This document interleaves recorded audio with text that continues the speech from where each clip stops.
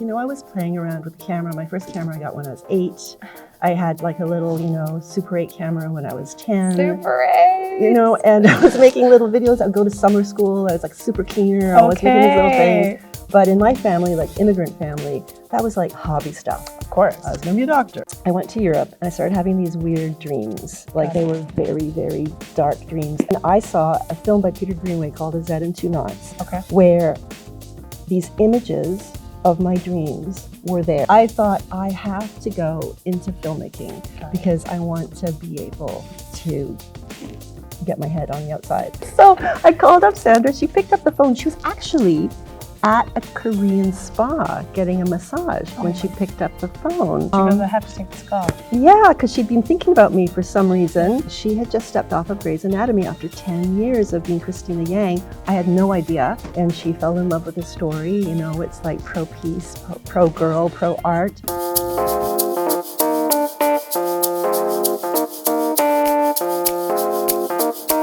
Welcome to Season 1 of No Credit, the video podcast that highlights the voices and stories of women and gender diverse innovators in STEM across various backgrounds and eras to ensure that their contributions never get left out of history books.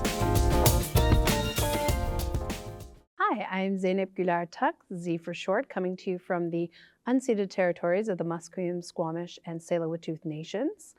And I'm really excited for today's episode. I get to speak to one of Vancouver's most incredible storytellers whose film is really pushing moving the dial for climate action. But I'm going to keep you hanging for a minute while I tell you a little bit about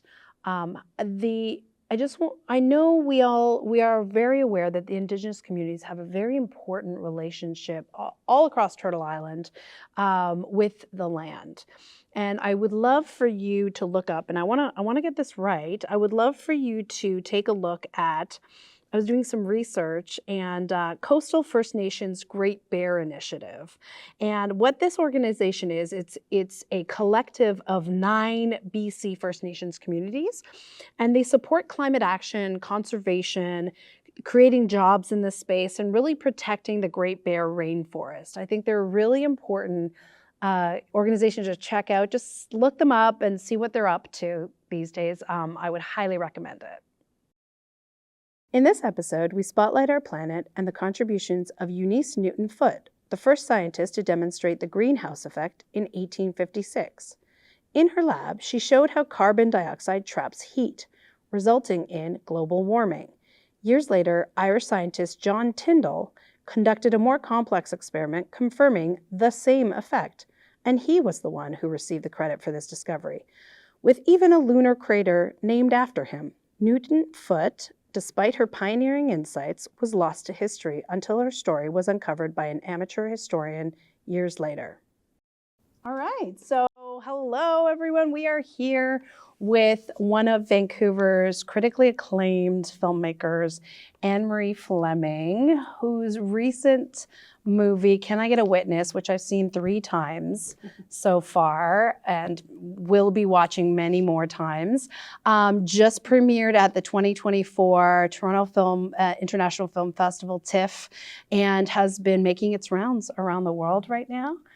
We're very excited. It has quite the message when it comes to pushing forward the climate conversation. So that's the connection here that we've made on our No Credit episode. And I am really excited to have you. Thank you for coming. Well, thank you for inviting me. Yes. Okay, so we're going to kick it. We're going to get into some deep stuff. And one of the deep things is, what is your favorite snack that you don't share with anybody? Oh, like secret snack, or that I won't share? Whoa, there's a secret snack? No, I just was trying to. Yeah, I like that. I mean, if there's a secret snack, I want to know about it. But yes, it's a snack that you don't want to share. Maybe you have to share it because you live with people, but you don't really love doing that. No, I don't share. Right before I go to bed, I have a little piece of 70% cocoa dark chocolate with sea salt, and I sneak it. You sneak it. I have it before going to bed. No sharing. Every night, no sharesies. I like that a lot. Okay. I'm going to ponder that because the salts part is the exciting part for me. The fact that chocolate and salt just, they're a match made in heaven. Okay, so we're gonna ask about twists, turns, detours have shaped your journey. How did we get here? From the beginning? Take it from the top. Okay, so I was born in Okinawa when it was still a United Nations dependency. So it didn't even belong to Japan then. There you go. And so the nearest country to give me a birth certificate was Korea. I was only there for a few months. I couldn't even leave because I didn't have an entry visa. And my mom is from Hong Kong.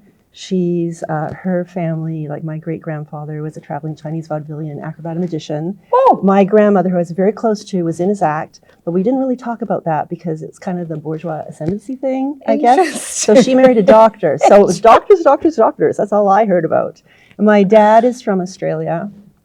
Both his parents were school teachers, but we didn't really grow up with his family. But we came to Canada when I was quite young, and my mother's parents came here too. And so I grew up with an extended Chinese family. Got it. Even though my grandmother never learned how to speak Chinese. My grandfather was a radiologist, and he was a camera aficionado.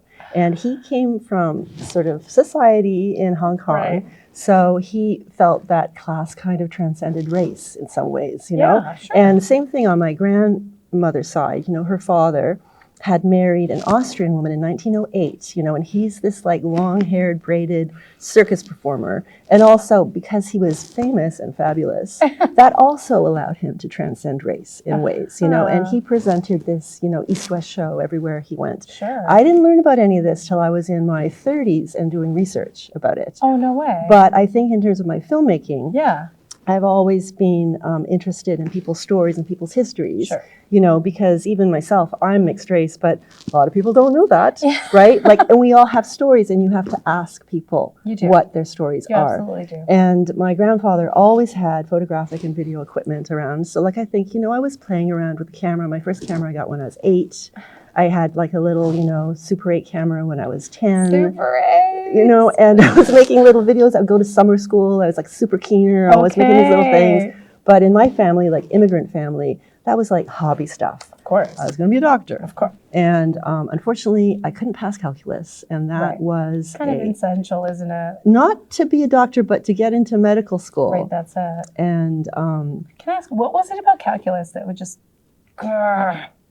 No, that's a long story. Okay, so that's another podcast? Yeah. And I like calculus, so I want to know it was. I just bought a couple of books on calculus. So you're revisiting that. Yeah, there's still time. I could still become a pediatrician. I like that. Obstetrics, pediatrics is what I was interested in. I support that. And then I was going to go into law. And then I took the LSAT sort of primer, you know. Yeah, and, sure. I just failed logic.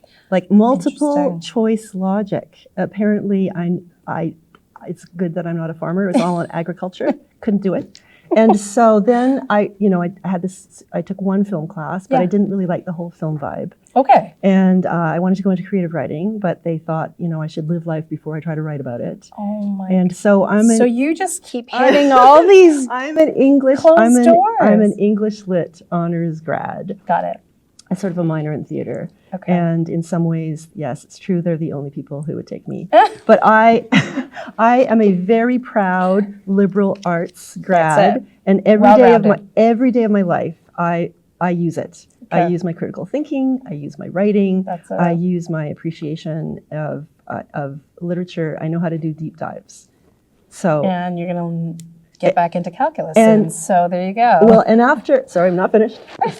So after I got my first degree, I went to Europe and I started having these weird dreams. Like they were very, very dark dreams. And also in the middle of the night, a bird fell on my head in London, not a dream. And also I was obsessed with twins at the time. Don't ask me why. And then I saw a film by Peter Greenaway called A Z and Two Knots, where these images of my dreams were there. No way. And there was a bird that came and killed a couple of twins at the beginning of the movie. A swan falls. And then there's these animals that are dead animals that are being animated by maggots inside them. And these were the images in my film, in my head. Yeah, head film. I thought I have to go into filmmaking because I want to be able to get my head on the outside. And I still didn't want to do the film thing. I came back to Vancouver and I saw this Emily Carr graduate show of animation at the Cinematheque. And I saw Martin, oh my goodness. I was going to say Martin Short. It's on your mind. Martin Rose, who I just bumped into as I was getting in the car to drive here this morning. So it's all Martin Rose. He made this film called Study of an Apartment, which is paper animation, and he had a tea bag infused in paper. In my mind, anyway, I remember it differently than when I rewatched the film. Right. But I went, oh my God, this is so beautiful. And then I saw the work of Wendy Tilby, who had just graduated, who does paint on glass. And I was so excited. And they wanted women in animation. There was no animation community in Western Canada. You could only, there was just Emily Carr. They took 10 people a year. There were no jobs, no nothing. It was just crazy people went into animation. And I thought this would be a lovely way to express myself and make films. And all I ever wanted to do is like 3-minute little interstitials like Multiplication Rock or Alphabet Rock, you know, Schoolhouse Rock. Loved those. So this led to a very significant film. Shall we talk about it? Sure. Okay, so tell me about Window Horses. Oh, Window Horses. Well, that goes back to the beginning too. If you want to go back to the beginning, let's do that. Because when I was in art school, I was hit and run over by 2 cars. And I couldn't walk. I was in a wheelchair. I had no strength. And I didn't want to drop out of school. It took me so long to get back into school after my, epiphany. And so she represents all the strength I had. I could just make this little tiny stick character. And I made this little film called So Far So about my life up to then. So Stick Girl has been with me since the 80s. And we've made all these little films together. We even have a poetry app that we made that iOS is like, nobody can see it now. But and then she made a feature film, voiced by Sandra Oh, where she is like also mixed race, but half Chinese, half Persian, Canadian girl who goes to Iran to a poetry festival and finds her father. That's it. Yes, but it's all about endless story about how that film came about, but it was also about understanding people's different cultures, different peoples through their stories. Okay, so I can't help but get into Sandra Oh because you've worked with her, you've been on a journey with each other for a while, and then this recent film, Can I Get a Witness, is starring Sandra Oh among 2 other incredible co-stars. Yes, Joel Ullett and Kira Jane. So if we can switch gears, unless we have a couple more things we want to mention about our journey. Well, Sandra and I were supposed to make a film back in the early 90s. And that landed up not happening. It was interesting because it was a mother-daughter film, but she was the daughter. Get out? Yes. No! Yes. And then 30 years later, here she is, mother-daughter film where she's the mother. She's the mom. Very different dynamic, very different relationships. And a very different Sandra Oh. But when that film didn't happen, she went to the States and became, a household name. And I did not. But we've been trying to find a way to work together, but she was busy. And for Window Horses, I crowdfunded that to start the financing. And I thought, well, I need somebody to amplify my voice. Nobody's going to give me money. And so I called up Sandra. She picked up the phone. She was actually at a Korean spa getting a massage when she picked up the phone. And she goes, I have to take this call. Yeah, because she'd been thinking about me for some reason. And she had just stepped off of Grey's Anatomy after 10 years of being Christina Yang. I had no idea. And she fell in love with the story. It's like pro-peace, pro-girl, pro-art. pro, mixed raciness, because her nieces are that, and she wanted to show that. You don't see that so much you see it more now, live action, but in animation, not so much. See it. You're right. So, so she came on as a real advocate and spokesperson for the project. And she was willing to come back on as her whole live action self for Can I Get a Witness? All right, so let's talk about Can I Get a Witness? Yeah. This one's very close to my heart, Ann Marie. That's where we met. Yes. And I want to talk about this film alone. You're asking audiences to contemplate, what are you willing to sacrifice to save the planet? Yes. There's an urgency in that question, yes. But the pace of your movie is different. So tell us a little bit about that. Two things. First, I want to say that my English Lit degree came into this because it was really inspired by Jonathan Swift's A Modest Proposal, where he said, basically, famine in Ireland, why don't you eat your children? You've got a population problem, and this way you can get your protein and, balance that thing out. It caused an incredible ruckus. Of course. Because people took him seriously. Of course. He was trying to focus on a problem, right? Mm-hmm. And to get the attention there. That's it. And that's what I wanted to do with Can I Get a Witness? Because obviously I have a solution for all the world's problems, and people are supposed to think that I am not serious. But what's happened in the last several years with COVID, with MAID, with overpopulation, right. with climate, which is now on the front page, not the back page. Exactly. Because I've been working on this project for forever ago. There is an incredible urgency. But part of the theme of the film is consumption. We consume too much, including time. And the film is meditation speed, heart rates are down, but also, of course, it's, it explores end of life. Yes. And I wanted to show how precious every moment here is. Right. So everything that's done is just held on to, because nobody wants to leave. Yeah. Because of this beautiful place that we, live in, and how precious it is to us and each other. And that's all because we get rid of people, or we send them along at the age of 50, right? And so that's the premise. Yes. Do you want to give us like the one-line premise? Because I feel like it's over-practiced now. No, it's just like I have come up with the solution to all the world's problems, mitigating climate change. We've eradicated global poverty, have true trans-species democracy, and we just had to turn back technology a little bit, and everybody has to leave by 50. And that's supposed to be the punchline.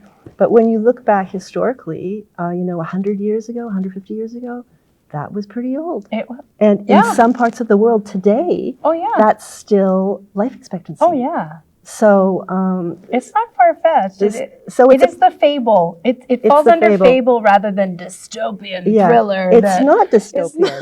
It's like, here's a utopia that you don't want. So it's supposed to make you.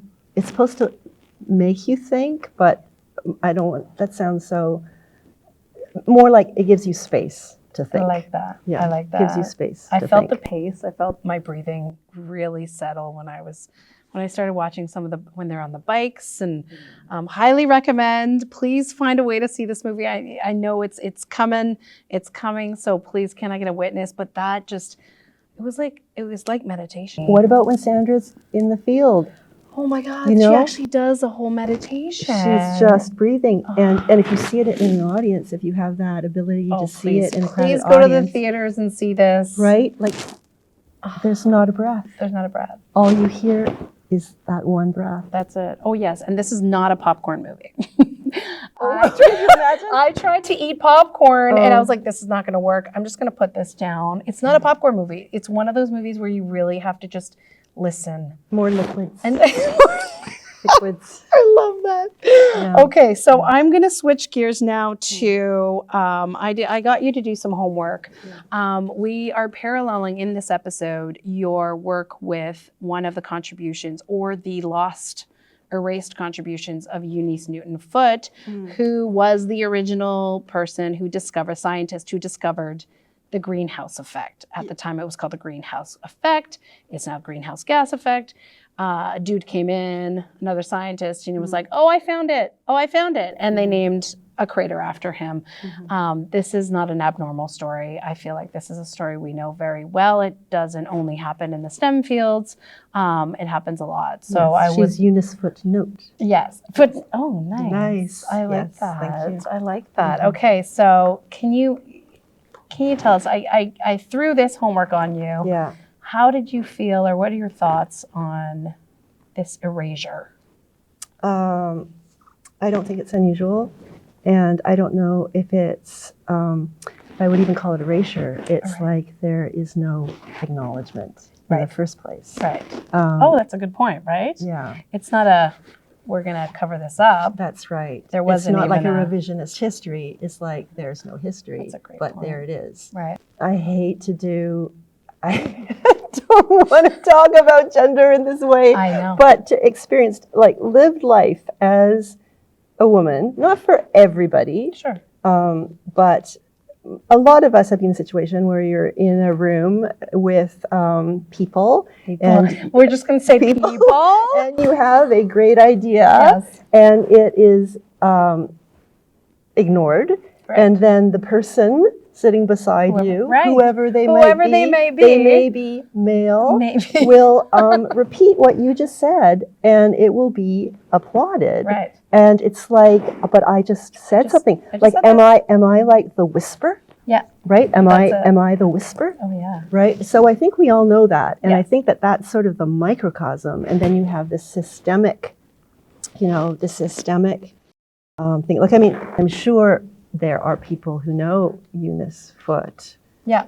Besides her immediate family. I mean, it was discovered. Like there was a historian that discovered her story and started telling her story. Yeah. I think the idea is that we need to tell the story consistently. Yes. And my thing is, when I look her up and I only find 3 search results, yes, there's a problem. Yes. Right? We need to have 10,000 search results. So how do we flood the market? Yeah. And I think that's the idea and behind our podcast, right? And behind a lot of the work that we get to do, because we wouldn't be here without them. Okay, I have a quick question for you. Technology. You mentioned technology does have a role in the movie.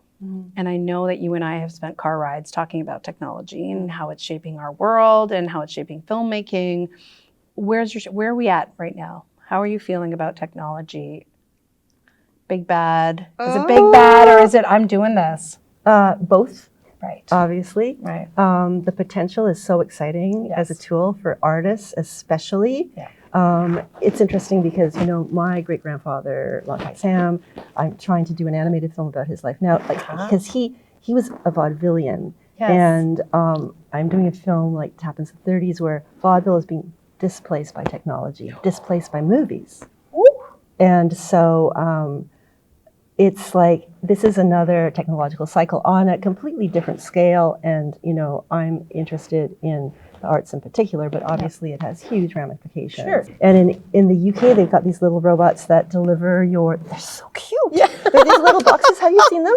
No. They take your groceries to your door. Oh, no, I don't know. And they know how to stop. I don't know how they know how to stop at crossings and when cars are coming and stuff like that. Oh, they've been programmed. It's genius. There's so many things, I think about my father has Alzheimer's, and so many people are dying of loneliness. There's so many people warehoused right now. That's a great way and how technology, like chat bots for people who are on their own. Yeah.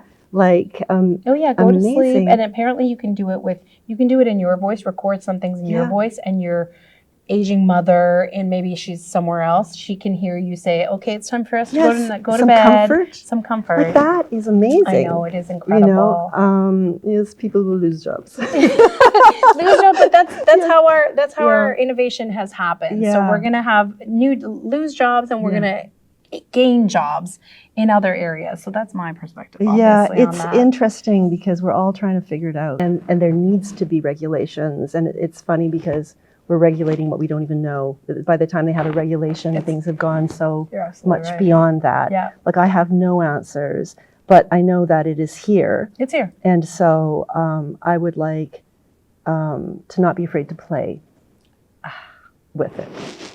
I'm going to end on that. Okay. That's a perfect place to end.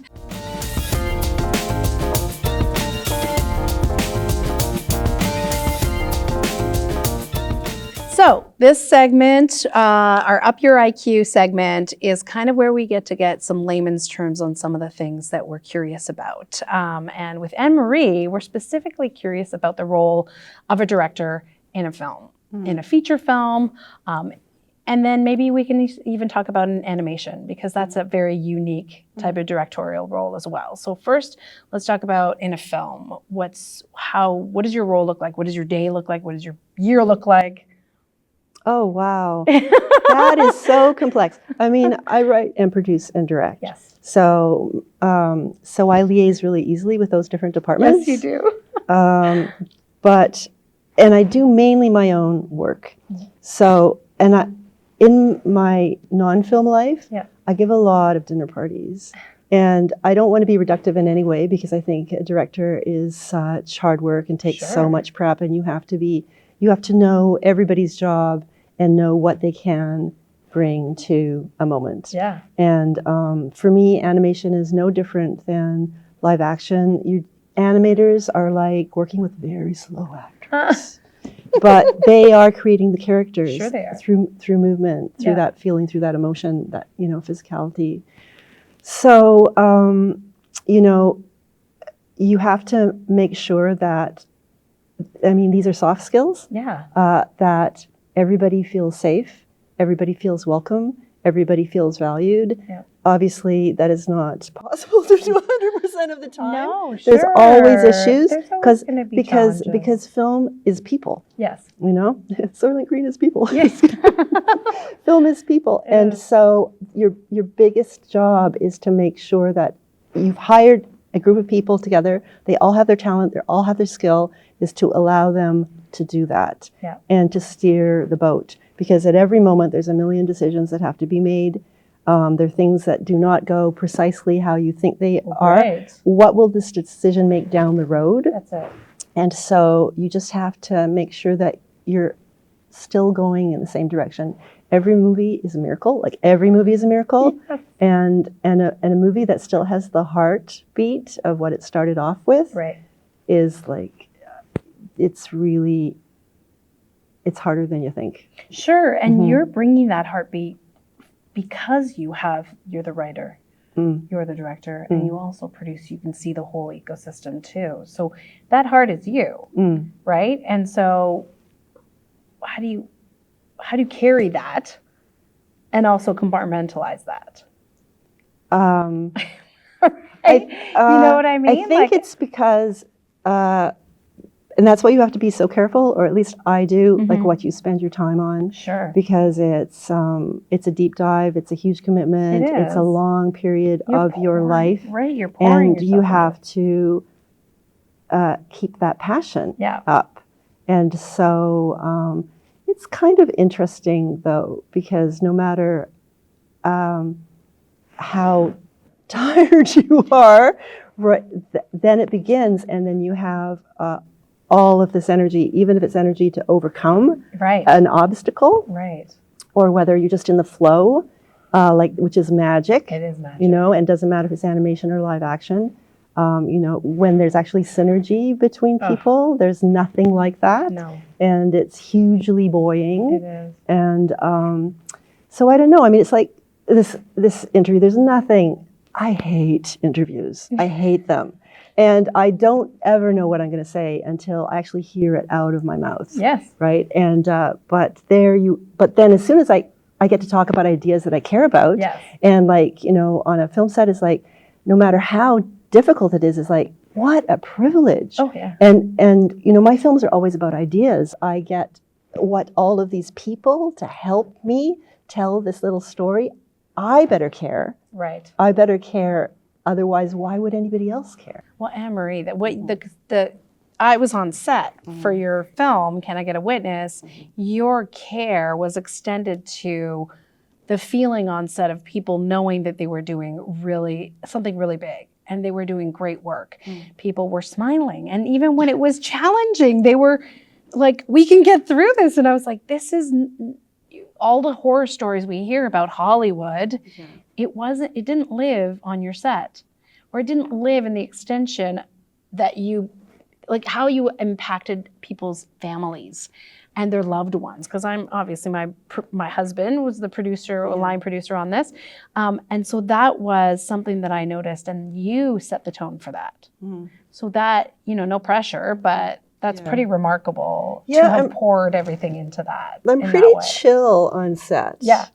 You know, you can ask my partner. He doesn't think I'm that chill.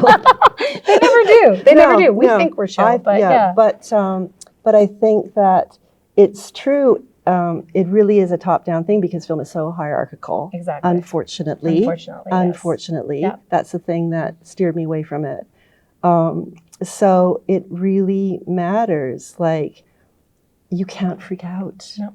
Otherwise, everybody's freaking out. That's it. You know, and everybody's freaking out.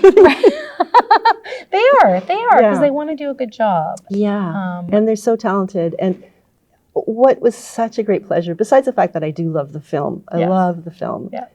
But what I love is that so many people involved are so proud of the work that they did. That's it. You know, that is so meaningful. Right. Okay, so then let's switch into storytelling. Why do we tell stories? What is that urge? What is that urge to want to do it?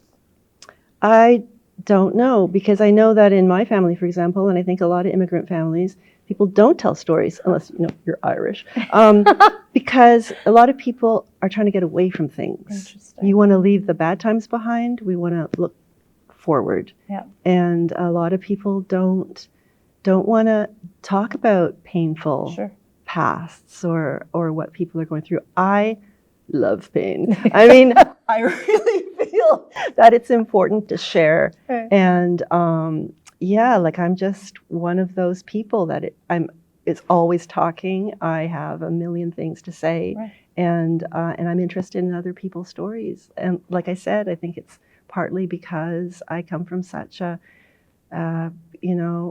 mixed up peripatetic family.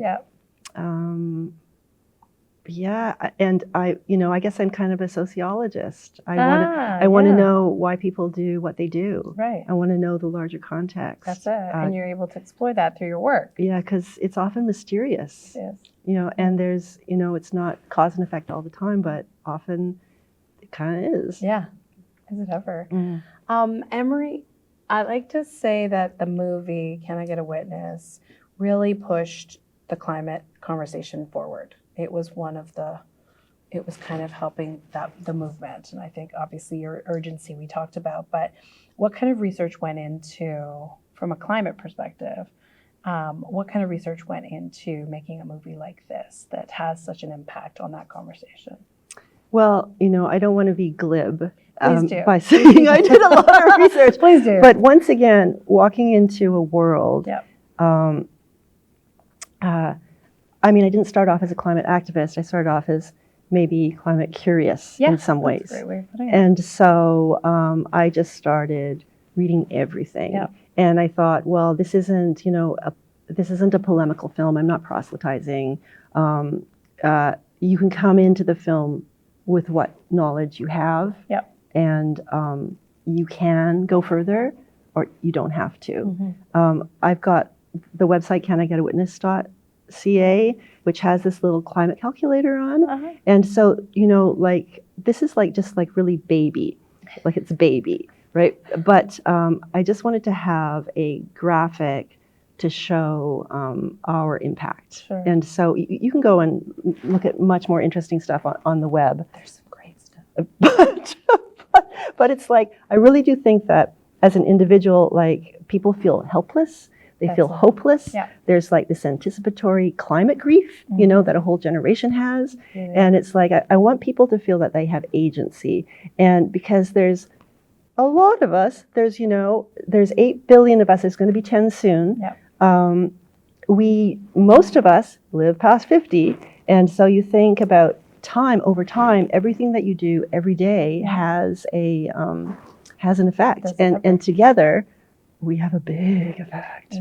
We're all experiencing climate change right now. Are we ever? Yeah. All at the same time. Yeah. And so in very different ways. So you don't have to you don't have to say something caused climate change, or you don't have to be political about it. You just have to know that you actually can have some agency. That's it. Yeah. And it's happening. So it's happening. It's happening. So what are you going to do about it? Yeah. Right? Yeah. Okay, so now we're going to switch to learning a bit more about who is Ann Marie.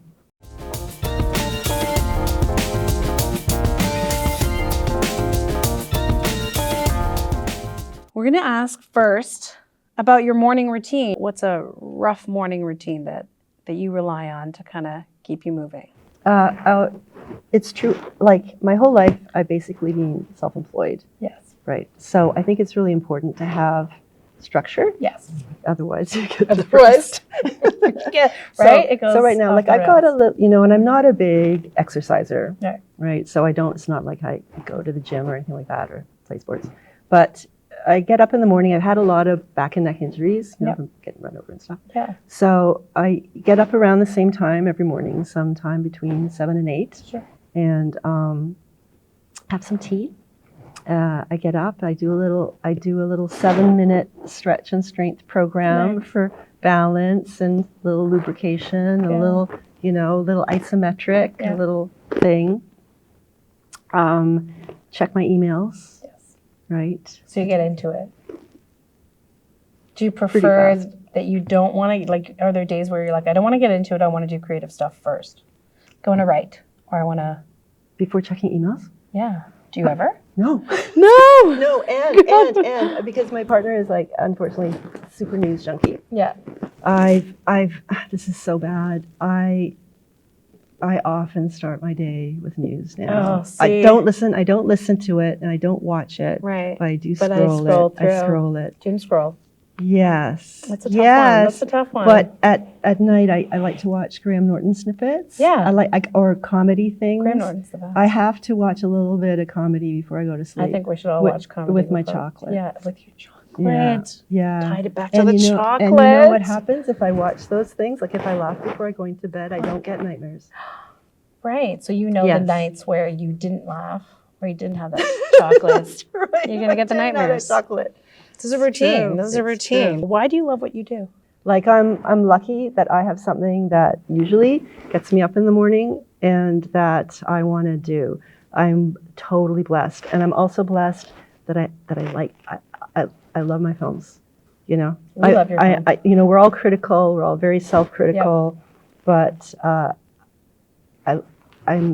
like what I've made, and I love that I still get to make it. Are you kidding? We love that you still get to make it. We want you to keep going. All right, so Ann Marie, I feel like you're going to be even more busy than you were before, but the fact that you made time for our podcast, I really appreciate it. We learned a lot. I learned a lot more about filmmaking from one of Vancouver's and one of Canada's best filmmakers. So I appreciate you pouring in all the energy that you do to the films, but also into just sharing this with us, even when you don't love interviews.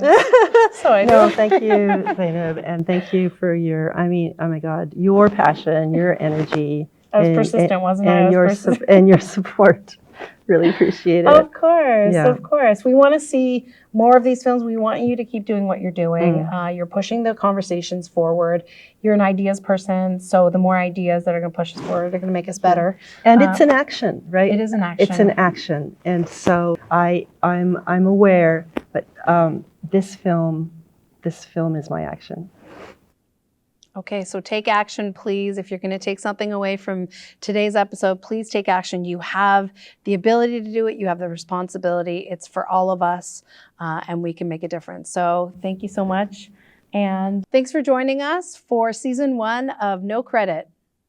Thanks for tuning in to season 1 of No Credit. We've loved having you join us to learn from insights and dive into the worlds of some of the most incredible people innovating here in the city of Vancouver, British Columbia. We've even gone to the Toronto International Film Festival to cover some of the storytellers and people pushing us forward in science and technology. So stay tuned to the next season of No Credit. I mean, so often science is something that we're like, oh, it's you either took it in school or you didn't. You know, you either understand it or you don't. But when it merges with the humanities, then we're able to contemplate some issues that we actually need to contemplate. You said the ultimate goal was to turn everyone into a version of Leonardo da Vinci, and I'm getting goosebumps right now. So can you expand on that a little bit? Well, it's funny, you know, I don't think he made a distinction, and the distinction is relatively recent. The word scientist wasn't invented until the 19th century. And so we're, in a way, trying to bring things back together. And when everyone can see the world whole, the way a Leonardo saw it, then my job is finished, at least, you know, and then I can do something else. The film is called Push the Button, and the button is about whether to shut it down or not to shut it down. My film is called Lucid, and it's about a psychotherapist who comes up with a revolutionary approach to trauma, treating people with trauma. Forsa is a semi-historical dramedy about the first female professor, and it's also about, in her relentless pursuit for success, she sort of realizes she's become a totally different person than how she started out. My project is called Liberation. It's eco-thriller that follows a vegan scientist and her family as they're caught up in a covert war between the Animal Liberation Front and a powerful meat corporation. Why do you love the work that you get to do? Because I love working with people who have creative ways to explain what's happening in the world.